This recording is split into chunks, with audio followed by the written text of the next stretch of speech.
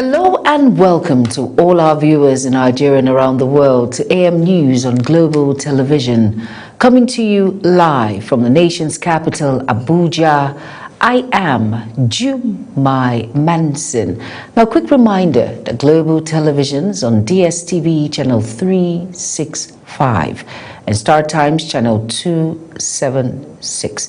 Now the news in full. The Nigeria Labour Congress, LLC, and the Trade Union Congress, TUC, say they will stage a peaceful solidarity rally on February 3rd in support of the Joint Union Action Committee, JUAC. The union announced this in a joint statement signed by Benson Upa, General Secretary of the NLC, and Nuhu Toro, Secretary General of the TUC in Abuja. The statement said the solidarity is the support of the strike by Federal Capital Territory workers led by JUAC over unpaid salaries.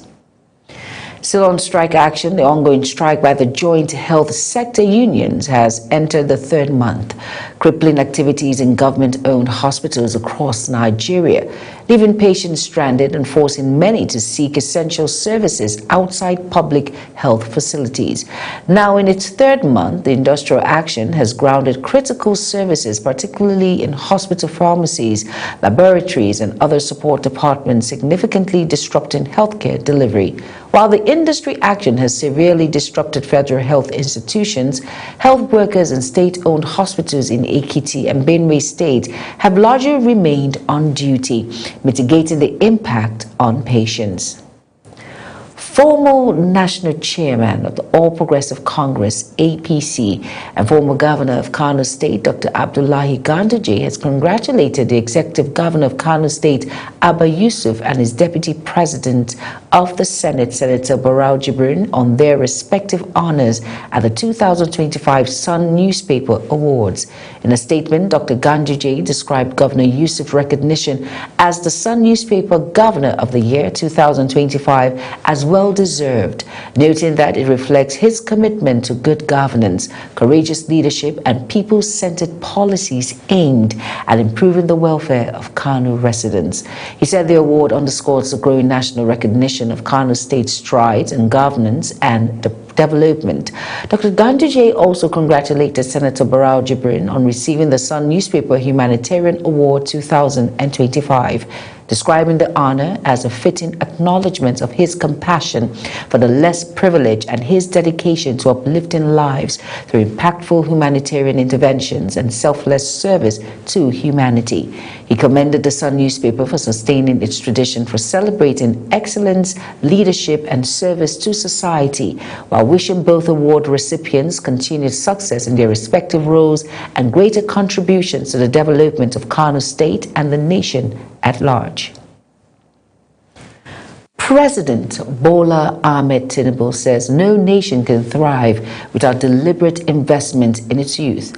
Speaking at the 34th Convocation and 43rd Founders Day of the Federal University of Technology in Minna, Niger State, President Tinubu stressed that Nigerians should not be denied quality education due to financial constraints. Represented by the Minister of State for Education, Professor Sawuba Saad Ahmed, the president lauded the institution's 43rd year history as a center of excellence in science, engineering, innovation, and applied research. Meanwhile, the Minister of Information and National Orientation, Mohammed Idris, has urged Nigerian youths to use the ongoing national reforms to upscale their skills. Idris said this while delivering his year's convocation lecture titled Youth and Nation Building, Navigating Opportunities in the Era of National Reforms at the 34th Convocation Ceremony of the Federal University of Technology, Minna, Niger State. The minister described them as critical pathways of personal growth and nation building. Still on the AM News, President of the Senate, Godswill Akpabio, has urged the chairman and members of the National Assembly Service Commission to ensure federal capital is reflected in the activities of the commission. Senator Akpabio made the call when the chairman and other members of the 6th National Assembly Service Commission visited in his office. The Senate President congratulated them on their appointment and expressed the confidence that with their experiences and maturity, they would deliver on their mandate.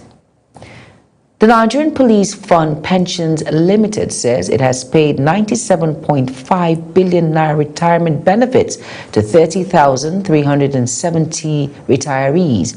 Acting Manager Director Abdul Karim Gazawa said death benefits amounting to 39.57 billion naira have been paid to 8,847 next of kin, while 25,572 retirees are currently receiving monthly pensions valued at over 1.56 billion naira.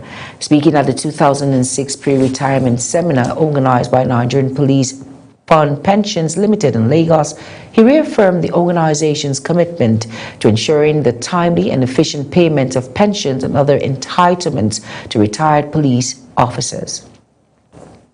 Moving on now, in another development, the Lagos State government has disbursed over 1 billion naira as accrued pension rights to about 543 retirees under the contributory pension scheme, reaffirming its commitment to the welfare and financial security of retired public servants. The payment was announced at the 113th Retirement Benefit Bond Certificate Presentation Ceremony held at the Adeyemi Bairo Auditorium, Alausa, Ikeja. Delivering a goodwill message, the head of service, Olabode Agoro, said the regular settlement of retirement benefits was not merely a policy choice, but a pledge the state had continued to honor in recognition of the service rendered by public servants.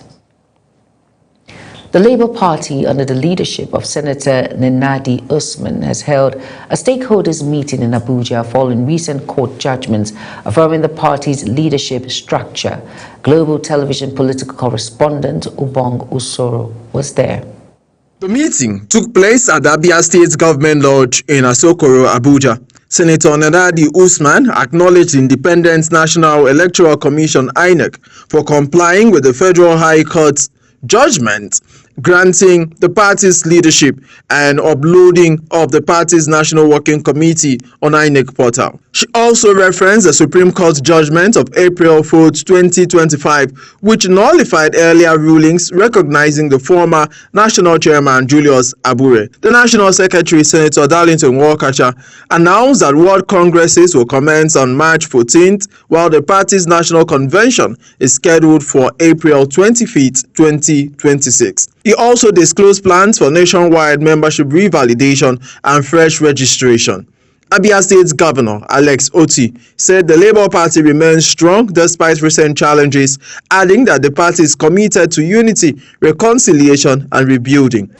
Included the organization of congresses from the ward to the zonal level, culminating in the National Convention. The Labour Party has announced it will not participate in the February 21st FCT area council elections, while expressing optimism that the party will emerge stronger ahead of the 2027 general elections. Ubong Usoro for Global Television News. The immediate past governor of Benue State, Samuel Ortom, says the People's Democratic Party, PDP, is open to forming strategic alliances with other political parties ahead of the 2027 governorship election. Ortom disclosed this in Makudi while hosting over 1,300 former appointees who served under his administration. Felicity Inderi was there and now reports. The immediate past governor of Benue State, Samuel Ortom, is laying the groundwork for possible political realignment ahead of the 2027 general elections. Even in the face of immense pressure and opposition from Abuja, you stood still. Speaking in his Makudi residence, Ortom told former cabinet members and appointees that politics thrives on inclusiveness and shared interest, stressing that the PDP remains open to strategic partnerships aimed at confronting common political opponents.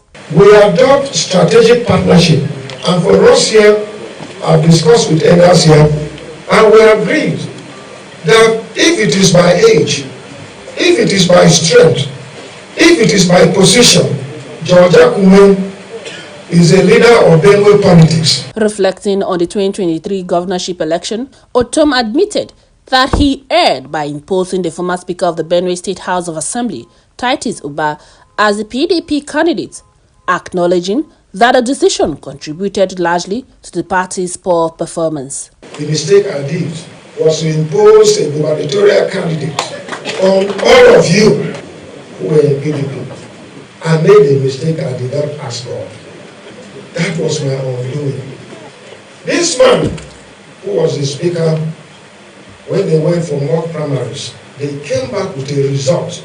And he was number 4, not even number 3. Former Attorney General of the Federation and Minister of Justice, Michael Andaka-Hassan, said political forces in Benue State are already exploring strategic alignment to ensure the emergence of credible leadership come 2027. And the APC and PDP that is now recognized, which Otom is a board member, have entered into strategic management partnership with Senator George Akume-led APC in North Central.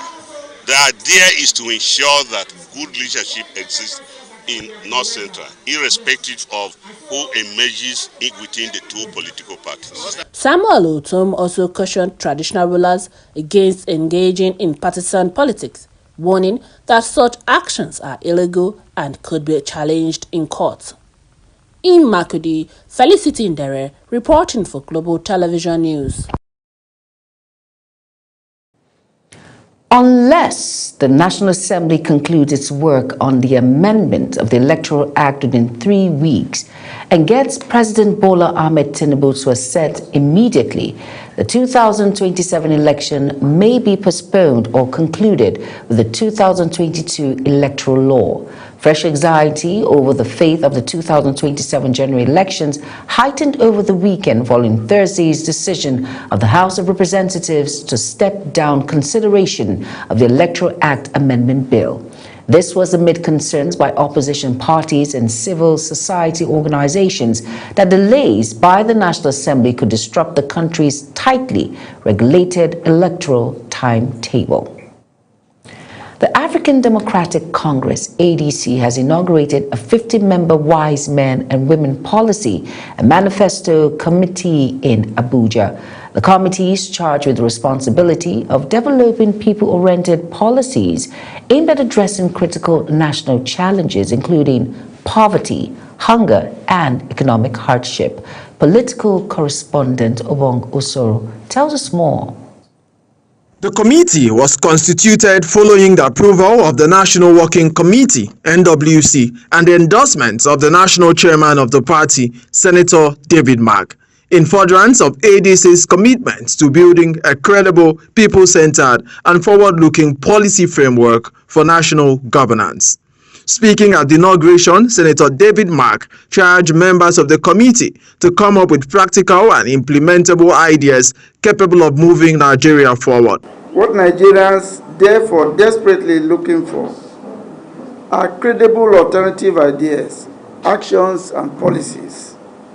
They want policies that would improve their lives today and lay a solid foundation on which they can improve their future. The Policy and Manifesto Committee is made up of Nigerians drawn from diverse sectors, including former public office holders, academics, technocrats, policy experts, civil society leaders, and other professionals.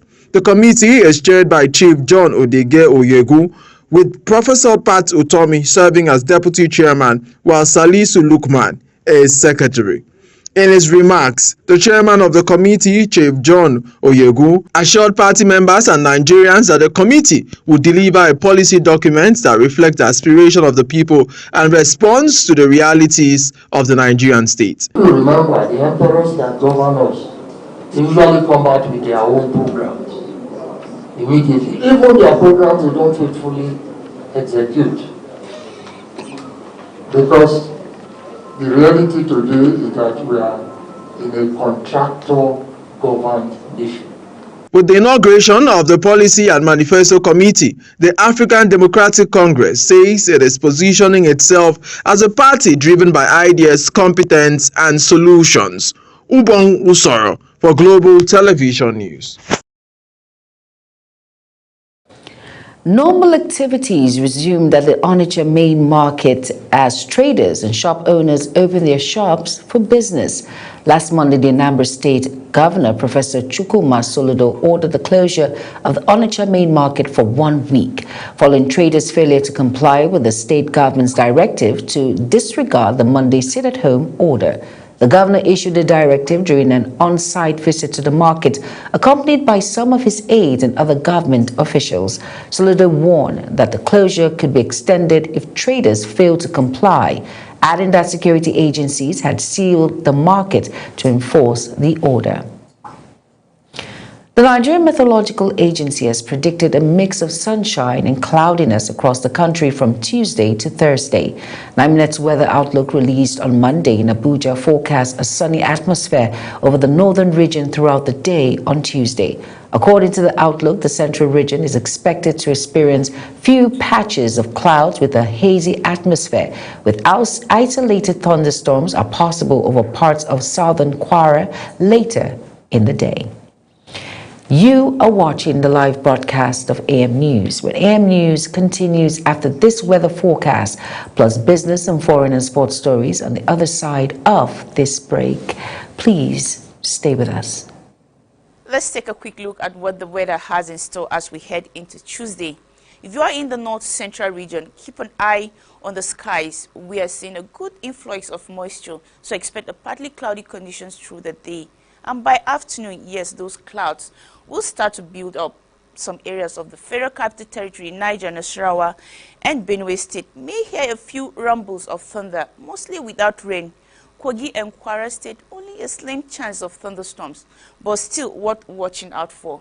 Now, heading down south, there's where things get more active as residents of Oyo, Ogun, Oshun, Imo, Ondo, and most cities over the coastal areas should prepare for thunderstorms, especially later in the day. Well, up north, it's simple and dry, plenty of sunshine and rising temperatures. So stay cool and stay hydrated. And that's your weather update. Wherever you are, stay weather ready. I am Akami Samarda, and thank you for watching.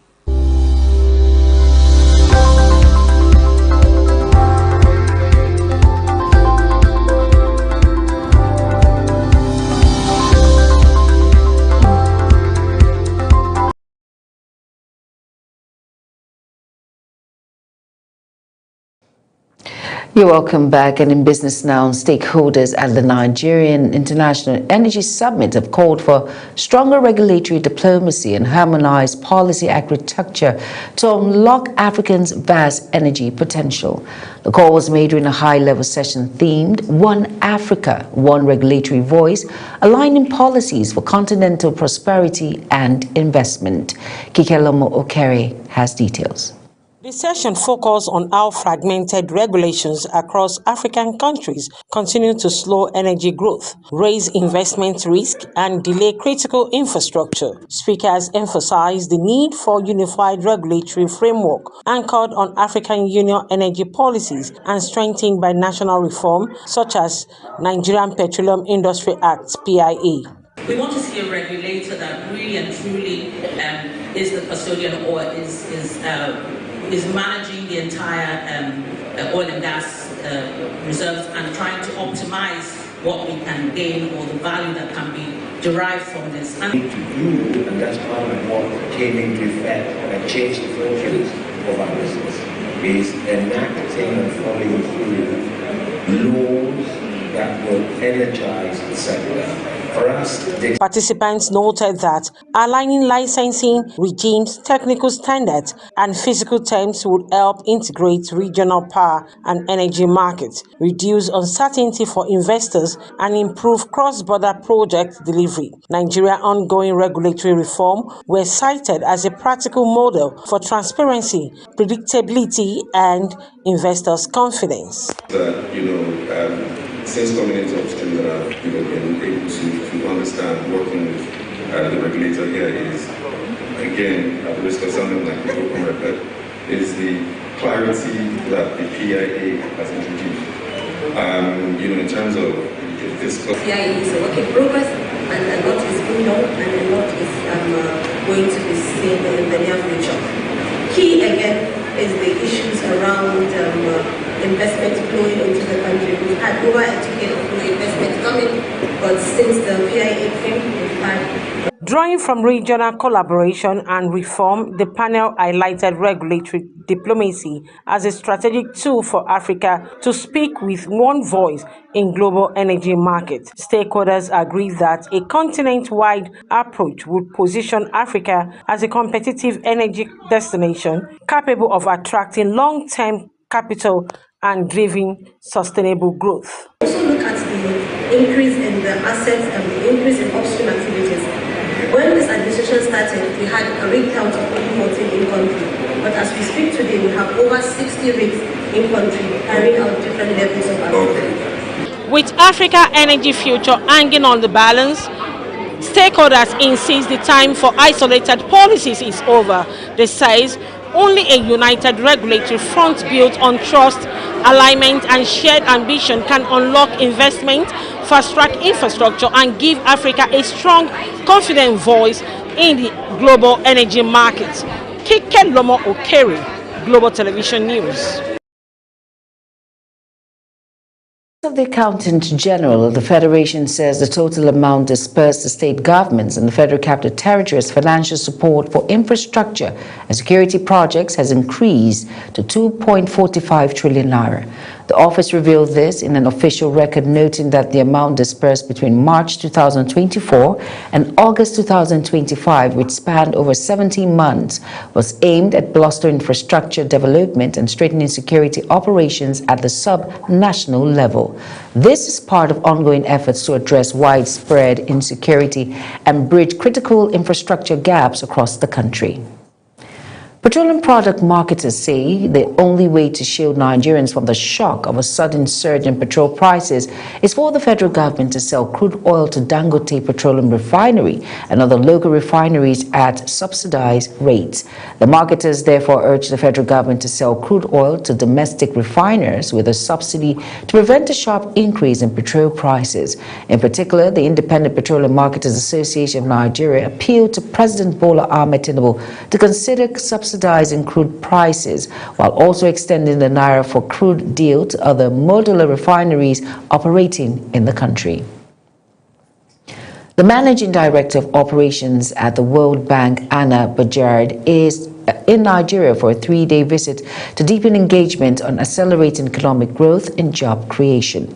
In a statement issued, the World Bank said the visit scheduled for February 1st will focus on how the World Bank Group can best support Nigeria's reform agenda, with consultations feeding into its forthcoming country partnership framework for Nigeria. According to the bank, the new strategy places job, energy access, and private sector-led growth at the center of Nigeria's development priorities. On the foreign scene now, the United Nations World Food Programme, WFP, says it is scaling up to deliver life-saving food assistance to reach 450,000 people affected by the country's worst flooding in decades, months after Mozambicans recovered from the worst drought in its recent history. Development experts say the situation has compounded an already fragile humanitarian solution. Congolese President Felix has reiterated his commitment to inclusive and peaceful dialogue among all citizens of the Democratic Republic of Congo, stressing that national unity remains essential as conflict persists in the east of the country. He made the remark during a New Year address to the Democratic Corps in Kinshasa amid ongoing clashes between government forces and Rwanda-backed M23 rebels. With backings the ideas of an inter-Congolese national dialogue, also promoted by Angola's President Joao Lourenço, set firm conditions for its implementation. The Cuban government has rejected accusations that it poses a threat to the security of the United States, insisting that it stands ready to cooperate with Washington. The Cuban Ministry of Foreign Affairs issued a statement calling for dialogue and stressing that Caribbean island does not support terrorism. The declaration comes amid a spike in tension after the abduction of Venezuela's leader Nicolas Maduro last month, which is part of President Donald Trump's drive for U.S. domination of the Western Hemisphere. Over now to sports stories now. Lagos State Government Commission has taken a significant step in advancing its global sports agenda for entering into a strategic partnership with British Cycling. It's Speaking during engagement, the Director General of the Commission, Lekan Fatodo, described the partnership as a deliberate and result-oriented initiative within the state's border sports development strategy. This comes after the National Sports Commission also reached an agreement with British Cycling Association to enable Nigerian cyclists train in Manchester ahead of the 2026 Commonwealth Games in Scotland. And that's it on AM News. A quick reminder that Global Television is on DSTV channel 365 and Star Times channel 276. Now kindly follow us across all social media platforms now showing on your screen by using @Global TV NG. I am Jumai Manson. Thank you for watching. Up next is Global Morning. Stay tuned.